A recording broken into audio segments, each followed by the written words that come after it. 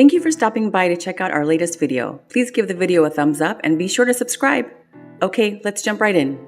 Did anyone ask for a cross between For Honor and Assassin's Creed? No? Well, you're gonna get one anyway. At least that is what the debut trailer of Hood, Outlaws and Legends seems to indicate. Thematically, the latest game from Sumo Newcastle, a subsidiary of Sumo Digital, takes clear inspiration from the Robin Hood mythology. Players find themselves in a medieval setting with a tyrannical government that is misappropriating the hard-earned coins of the people, possibly for some nefarious purpose. But what else is new?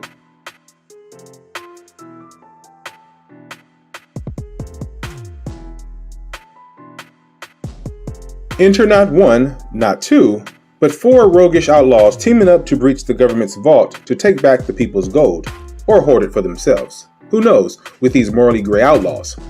The trailer actually shows our heroes breaking open a modestly sized treasure chest rather than a vault. This could mean the people's riches are scattered across multiple locales, with players being treated to different map layouts and enemies. Or it could mean the game takes place in a very small village. I'm guessing it is the former. One thing we do know is that our player characters are free to go about their missions by sneaking around in soft lambskin sandals and taking cover every 3 seconds, or by cleaving apart every guard that stands between them and their mission. If this sounds like your cup of tea, I hope you also dig multiplayer, because that is what Hood is. A competitive PvP and PvE game that supports up to 8 players.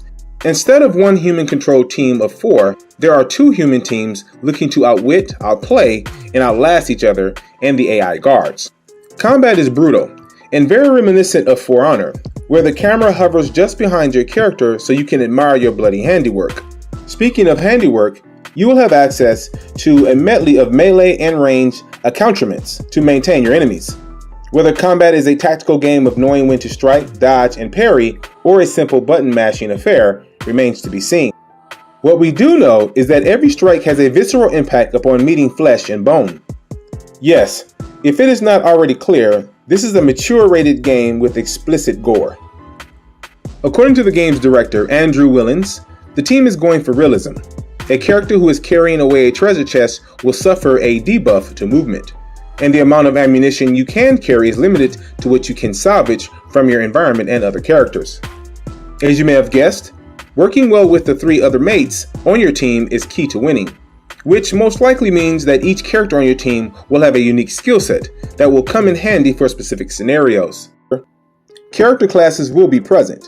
If I know my video games, expect a big brutish character wielding an equally large sledgehammer, who can absorb a lot of damage but lacks speed. There will be a slight nimble character as well, with a crossbow who is physically unimpressive but fast.